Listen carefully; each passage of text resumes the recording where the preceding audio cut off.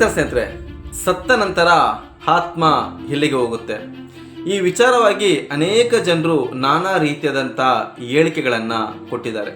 ಸಾಮಾನ್ಯವಾಗಿ ಎಲ್ಲರೂ ಹೇಳುವಂಥ ವಿಚಾರ ಏನಂದರೆ, ಬದುಕಿರುವಾಗ ಒಬ್ಬ ವ್ಯಕ್ತಿ ಸತ್ಯ, ನ್ಯಾಯ, ನೀತಿ, ಧರ್ಮ ಉತ್ತಮ ರೀತಿಯಲ್ಲಿ ಬದುಕಿದವನು ದೇವರ ಹತ್ರ ಹೋದ್ರು, ಸ್ವರ್ಗಕ್ಕೆ ಹೋದ್ರು ಅಂತ ಹೇಳ್ತೇವೆ.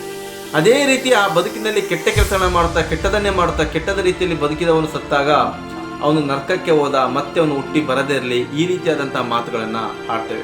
ಇನ್ನು ಗುರುಗಳ ಸ್ಥಾನದಲ್ಲಿ ಇರುವವರು ಯಾರಾದರೂ ಮೃತಪಟ್ಟಾಗ ಅವರು ದೇವರಾದ್ರು ಅಂತ ಹೇಳ್ತೇವೆ.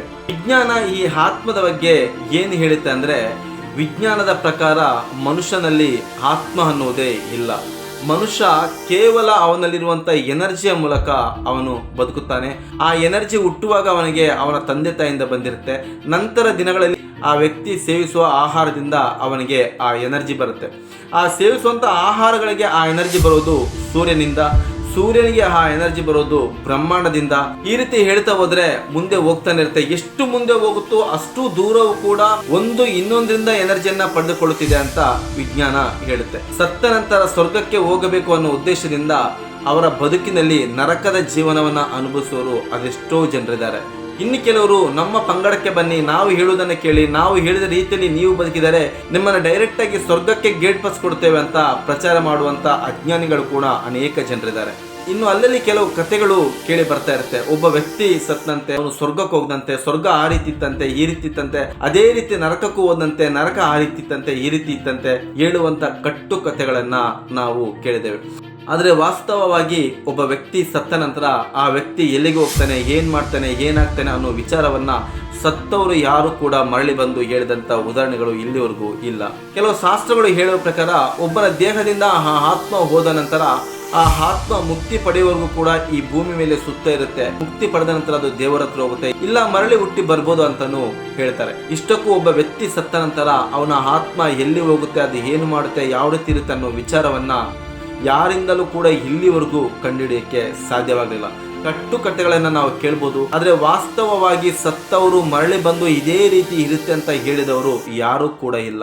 ಮನುಷ್ಯನ ಜೀವನದಲ್ಲಿ ಮನುಷ್ಯ ಸತ್ತ ನಂತರ ಅವನ ಆತ್ಮ ಎಲ್ಲಿ ಹೋಗುತ್ತೆ ಅನ್ನೋ ಪ್ರಶ್ನೆ ಯಾವ ರೀತಿಯಾದದ್ದು ಅಂದ್ರೆ, ಸೂರ್ಯ ಮುಳುಗಿದ ನಂತರ ಮಂಗಳ ಗ್ರಹದಲ್ಲಿ ಯಾವ ರೀತಿಯಾದಂಥ ತಾಪಮಾನ ಇದೆ, ಸೂರ್ಯ ಮುಳುಗಿದ ನಂತರ ಮಂಗಳ ಗ್ರಹದಲ್ಲಿ ಯಾವುದೇ ರೀತಿಯಾದಂಥ ತಾಪಮಾನ ಇದ್ರೂ ಕೂಡ ಭೂಮಿಯ ಮೇಲೆ ಬದುಕುವಂತ ಮನುಷ್ಯನಿಗೆ ಅದರ ಅವಶ್ಯಕತೆ ಇಲ್ಲ. ಅದೇ ರೀತಿ ಮನುಷ್ಯ ತನ್ನ ಬದುಕಿನಲ್ಲಿ ಮನುಷ್ಯ ಸತ್ತ ನಂತರ ಅವನ ಆತ್ಮ ಎಲ್ಲಿ ಹೋಗುತ್ತೆ ಅನ್ನೋ ಪ್ರಶ್ನೆ ಅವನ ಜೀವನಕ್ಕೆ ಅಗತ್ಯವಿಲ್ಲದಿರುವಂತ ಪ್ರಶ್ನೆ ಅದಾಗಿದೆ. ಹಿಂದಿನ ಕಾಲದಲ್ಲಿ ಹಿರಿಯರು ಕೆಲವು ವಿಚಾರಗಳನ್ನ ಹೇಳಿದಂತೂ ಸತ್ಯ. ಉತ್ತಮ ರೀತಿಯಲ್ಲಿ ಬದುಕಿ, ಸತ್ಯದ ಮಾರ್ಗದಲ್ಲಿ ಬದುಕಿ, ಒಳ್ಳೆ ರೀತಿಯಲ್ಲಿ ಬದುಕಿ ನೀವು ಸ್ವರ್ಗಕ್ಕೆ ಹೋಗ್ತೀರಾ, ಕೆಟ್ಟ ರೀತಿಯಲ್ಲಿ ಬದುಕಿದ್ರೆ ನೀವು ನರಕಕ್ಕೆ ಹೋಗ್ತೀರಾ ಅಂತ ಯಾಕೆ ಹೇಳುದಂದ್ರೆ, ಅವನ ಬದುಕಿನಲ್ಲಿ ಅವನು ಯಾವುದೇ ರೀತಿಯಂತ ತಪ್ಪುಗಳನ್ನು ಮಾಡದೆ ಉತ್ತಮ ರೀತಿಯಲ್ಲಿ ಬದುಕಲಿ ಅನ್ನೋ ಒಂದು ಕಾರಣಕ್ಕೋಸ್ಕರ ಈ ರೀತಿ ವಿಚಾರಗಳನ್ನ ಪದೇ ಪದೇ ಹೇಳ್ತಾ ಬಂದ್ರು. ಆದರೆ ಇತ್ತೀಚಿನ ಕಾಲದಲ್ಲಿ ಮನುಷ್ಯರ ಭಾವನೆಗಳು ಯಾವ ರೀತಿ ಮಾರ್ಪಟ್ಟಿದೆ ಅಂದ್ರೆ, ಅಲ್ಲಿ ದೇವ್ರು ಇದ್ದಾರೆ ಅಂದ್ರೆ ನಂಬುವ ಪರಿಸ್ಥಿತಿಯಲ್ಲಿ ಅವರು ಇರಲ್ಲ, ಆದ್ರೆ ಇಲ್ಲಿ ದೆವ್ವ ಇದೆ ಅಂದ್ರೆ ಅದನ್ನು ನಂಬುವವರೇ ಹೆಚ್ಚು. ಈ ರೀತಿಯ ಕಾಲಘಟ್ಟದಲ್ಲಿ ನಾವು ಬದುಕುತ್ತಿರುವಾಗ ಮನುಷ್ಯ ತಪ್ಪು ಮಾಡಿದ್ರೆ ನರಕಕ್ಕೆ ಹೋಗ್ತಾನೆ, ಮನುಷ್ಯ ಒಳ್ಳೇದು ಮಾಡಿದ್ರೆ ಸ್ವರ್ಗಕ್ಕೆ ಹೋಗ್ತಾನೆ ಅನ್ನೋ ವಿಚಾರದ ಆಧಾರದ ಮೇಲೆ ಮನುಷ್ಯರ ಬದುಕು ಇತ್ತೀಚಿನ ಕಾಲಗಳಲ್ಲಿ ನಡೆಯುತ್ತಿಲ್ಲ. ಮನುಷ್ಯನ ಬದುಕು ನಡೆಯುತ್ತಿರುವುದು ಅವನ ಸ್ವಇಚ್ಛೆಯಂತೆ. ನನಗೆ ಒಳ್ಳೇದಾಗುವುದಾದ್ರೆ ನಾನು ಏನನ್ನು ಮಾಡೋಕ್ಕೂ ಸಿದ್ಧ, ಸುಳ್ಳು ಹೇಳಕ್ಕೂ ಸಿದ್ಧ, ಮೋಸ ಮಾಡೋಕ್ಕೂ ಸಿದ್ಧ, ವಂಚನೆ ಮಾಡೋಕ್ಕೂ ಸಿದ್ಧ, ಕೊಲೆ ಮಾಡೋಕ್ಕೂ ಸಿದ್ಧ, ಇನ್ನು ಯಾವುದೇ ಒಂದು ಕೆಲಸವನ್ನು ಮಾಡೋಕ್ಕೆ ಸಿದ್ಧ ಅನ್ನುವ ರೀತಿಯಲ್ಲಿ ಮನುಷ್ಯರ ಜೀವನ ಈ ಕಾಲಘಟ್ಟದಲ್ಲಿ ನಡೀತಿದೆ. ನಿಜವಾಗ್ಲೂ ಸ್ವರ್ಗ ಅನ್ನೋದಿದೆಯಾ, ನಿಜವಾಗ್ಲೂ ನರಕ ಅನ್ನೋದಿದೆಯಾ ಅನ್ನುವ ಪ್ರಶ್ನೆಗೆ ಸಿಗುವಂತ ಉತ್ತರ ನರಕ ಅನ್ನೋದು ಕೂಡ ಇದೆ, ಸ್ವರ್ಗ ಅನ್ನೋದು ಕೂಡ ಇದೆ. ಅದು ಎರಡೂ ಕೂಡ ನಮ್ಮ ಜೀವನದಲ್ಲಿ ಇದೆ ಅನ್ನೋ ವಿಚಾರವನ್ನ ನಾವು ಮರೆತಿದ್ದೇವೆ. ನಿಜವಾಗ್ಲೂ ಸ್ವರ್ಗದ ಜೀವನವನ್ನ ನಾವು ಪಡಿಬೇಕಾದ್ರೆ ಕೇವಲ 15 ದಿನಗಳು ನಮ್ಮ ಜೀವನದಲ್ಲಿ ನಾವು ಮಾಡುವಂತ ಮಾರ್ಪಾಡಿನ ಮೂಲಕ ಆ ಅನುಭವಗಳನ್ನ ನಾವು ಪಡಿಬಹುದು. ಯಾವ ರೀತಿಯಾದಂತಹ ಮಾರ್ಪಾಡುಗಳನ್ನ ನಾವು ಮಾಡಬೇಕಂದ್ರೆ, ನಾಳೆ ಹಿಂದನೇ ಅದನ್ನ ನಾವು ಪ್ರಾರಂಭ ಮಾಡೋದಾದ್ರೆ ನಾಳೆ ಬೆಳಗ್ಗೆ ಎದ್ದ ತಕ್ಷಣದಿಂದ 15 ದಿನದವರೆಗೂ ಕೂಡ ಒಂದೇ ಒಂದು ಸುಳ್ಳು ಹೇಳದೆ, ಮನಸ್ಸಿನಲ್ಲಿ ಯಾವುದೇ ಒಂದು ಕೆಟ್ಟ ಯೋಚನೆಗಳನ್ನು ಯೋಚಿಸದೆ, ಯಾರಿಗೂ ಕೆಟ್ಟ ಪದಗಳಿಂದ ಬೈಯದೆ, ಗುರು ಹಿರಿಯರಿಗೆ, ಸಂಬಂಧಿಕರಿಗೆ, ಮನೆಯಲ್ಲಿರೋರಿಗೆ, ಮನೆಯ ಅಕ್ಕಪಕ್ಕದಲ್ಲಿರೋರಿಗೆ ಪ್ರತಿಯೊಬ್ಬರಿಗೂ ಕೂಡ ಉತ್ತಮ ಗೌರವವನ್ನು ನೀಡುತ್ತಾ ಹೇಳುತ್ತಾ ಜಾತಿ, ಧರ್ಮ, ಬಡವ, ಶ್ರೀಮಂತ, ಮೇಲು ಕೀಳು ಇದನ್ನೆಲ್ಲ ತೆಗೆದು ಬಿಸಾಕಿ ವಿಶ್ವವೇ ಒಂದು ಕುಟುಂಬ ಅನ್ನೋ ರೀತಿಯಲ್ಲಿ 15 ದಿನಗಳ ಕಾಲ ನಾವು ಜೀವನವನ್ನು ಮಾಡಿದ್ರೆ ಆ 15 ದಿನಗಳಲ್ಲಿ ಆಗುವಂಥ ಅನುಭವವು ಅದೇ ಸ್ವರ್ಗವಾಗಿದೆ. ಒಂದು ವೇಳೆ 15 ದಿನಗಳ ಕಾಲ ಇಷ್ಟು ಸ್ವಚ್ಛವಾಗಿ ಜೀವನವನ್ನು ಮಾಡಿದ್ದೇ ಆದಲ್ಲಿ ನಂತರದ ದಿನಗಳಲ್ಲಿ ಅದೇ ಮುಂದುವರಿಸಿಕೊಂಡು ಹೋಗ್ತೇವೆ. ಈ ರೀತಿ ಜೀವನ ಮಾಡುವವರ ಮನಸ್ಥಿತಿ ಯಾವ ರೀತಿ ಇರುತ್ತೆ ಅಂದರೆ, ಅವರ ಜೀವನದಲ್ಲಿ ಎಷ್ಟೇ ನೋವುಗಳು ಬಂದರೂ, ಎಷ್ಟೇ ಕಷ್ಟಗಳು ಬಂದರೂ, ಎಷ್ಟೇ ಹವಾಮಾನಗಳಾದರೂ ಕೂಡ ಅವರ ಮುಖದಲ್ಲಾಗಿರ್ಬೋದು, ಅವರ ನಡವಳಿಕೆಗಳಲ್ಲಾಗಿರ್ಬೋದು, ಅವರ ಜೀವನದ ಪದ್ಧತಿಯಲ್ಲಾಗಿರ್ಬೋದು, ಅದು ಯಾವುದು ಕೂಡ ಕಾಣದ ರೀತಿಯಲ್ಲಿ ಅವರ ಕಣ್ಣುಗಳಲ್ಲಿ, ಅವರ ಮುಖದಲ್ಲಿ ವಿಶೇಷವಾದಂಥ ಚೈತನ್ಯವನ್ನ ನೋಡಬಹುದು.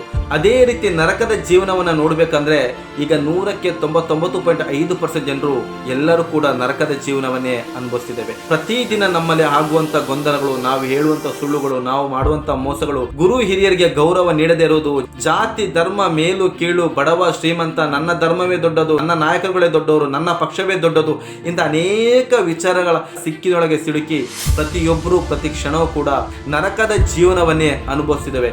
ಯಾರಲ್ಲೂ ಕೂಡ ಆ ನೆಮ್ಮದಿ ಅನ್ನೋದಿಲ್ಲ. ಮೇಲ್ನೋಟಕ್ಕೆ ನಾವು ಹೇಳ್ಕೊಳ್ಬಹುದು, ನಾನು ತುಂಬಾ ಒಳ್ಳೆ ರೀತಿಯಲ್ಲಿ ಬದುಕ್ತಿದ್ದೇನೆ, ನಾನು ಸತ್ಯದ ದಾರಿಯಲ್ಲಿದ್ದೇನೆ, ನಾನು ಆಗಿದ್ದೇನೆ, ಹೀಗಿದ್ದೇನೆ ಅಂತ. ಆದ್ರೆ ಅವರೊಳಗಿರುವಂತಹ ಸತ್ಯ ಅವರಿಗೆ ಮಾತ್ರ ತಿಳಿದಿದೆ. ಅನೇಕ ಮಹಾನ್ ಜ್ಞಾನಿಗಳು ಇದನ್ನೇ ಹೇಳಿದ್ದಾರೆ, ಸ್ವರ್ಗವೂ ಇಲ್ಲೇ ಇದೆ, ನರಕವೂ ಇಲ್ಲೇ ಇದೆ. ನೀನು ಯಾವ ರೀತಿ ಜೀವನ ಮಾಡ್ತೀಯ ಆ ಜೀವನವೇ ನಿನಗೆ ನರಕವಾಗಿ ಇರಬಹುದು, ಸ್ವರ್ಗವಾಗಿ ಇರಬಹುದು. ಆಯ್ಕೆ ನಿನ್ನಲ್ಲಿದೆ, ನೀನು ಯಾವ ದಾರಿಯಲ್ಲಿ ನಡೀತೀಯೋ ಅದೇ ನಿನಗೆ ದೊರಕುತ್ತೆ ಅಂತ ಹೇಳಿದ್ದಾರೆ. ವಿಡಿಯೋವನ್ನು ಪೂರ್ತಿ ನೋಡಿದಂಥ ಸಮಸ್ತ ಕನ್ನಡಿಗರಿಗೆ ಧನ್ಯವಾದವನ್ನು ಸಲ್ಲಿಸುತ್ತಾ ಇಂಥ ಅನೇಕ ಉತ್ತಮವಾದಂಥ ವಿಚಾರಗಳನ್ನು ಈ ಚಾನಲ್ ಮೂಲಕ ತಿಳಿಸ್ತಾ ಬರ್ತೀನಿ. ದಯವಿಟ್ಟು ಚಾನಲ್ನ ಸಬ್ಸ್ಕ್ರೈಬ್ ಮಾಡಿ. ವಿಡಿಯೋ ಇಷ್ಟ ಆಯ್ತು ಅಂದರೆ ಲೈಕ್ ಮಾಡಿ, ಶೇರ್ ಮಾಡಿ. ಮತ್ತೆ ಮುಂದಿನ ಸಂಚಿಕೆಯಲ್ಲಿ ಇನ್ನೊಂದು ಉತ್ತಮವಾದಂಥ ವಿಚಾರದೊಂದಿಗೆ ನಿಮ್ಮ ಮುಂದೆ ಬರ್ತೀನಿ. ಅಲ್ಲಿವರೆಗೂ ನಮಸ್ಕಾರ ಸ್ನೇಹಿತರೆ.